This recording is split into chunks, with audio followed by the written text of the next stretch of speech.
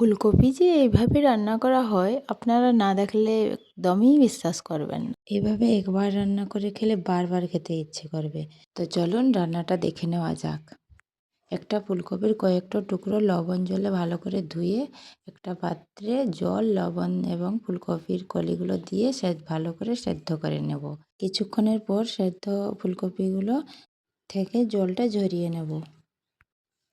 এরপর আগে থেকে ভিজিয়ে রাখা কিছুটা ছোলার ডাল, দুটো শুকনো লঙ্কা এবং এক টুকরো আদা দিয়ে সেদ্ধ ফুলকপিগুলো বেটে নেব।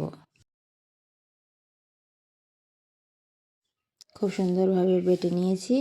এরপর তাতে স্বাদমতো লবণ দিয়ে ডিম ছাড়া ফুলকপির অমলেট বানিয়ে নেব।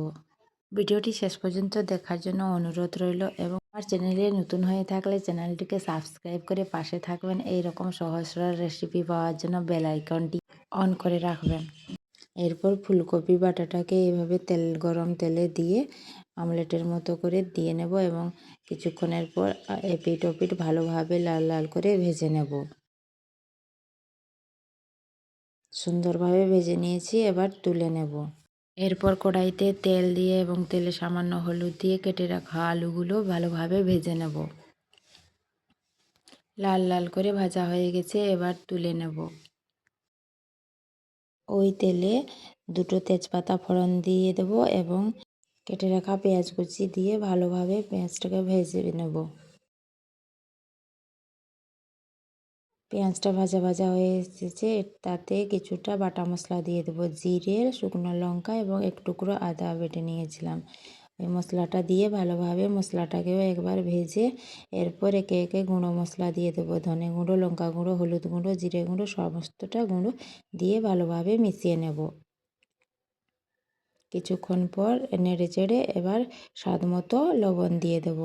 মশলাটাকে ভালোভাবে ভাজার পর টমেটো বাটা দিয়ে দেব।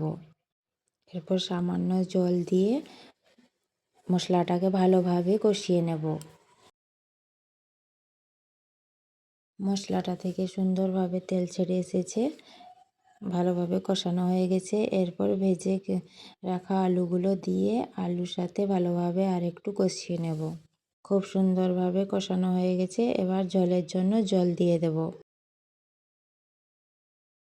এরপর ঝোলটা ভালোভাবে ফুটে আসলে যে ভেজে রাখা ফুলকপির অমলেটটা দিয়ে দেব। এইভাবে কেটে নিয়েছি সুন্দরভাবে, এরপর জলে দিয়ে দেব এবং কিছুক্ষণ ঢাকা দিয়ে রেখে দেব আলুটা যাতে ভালোভাবে সেদ্ধ হয়ে আসে।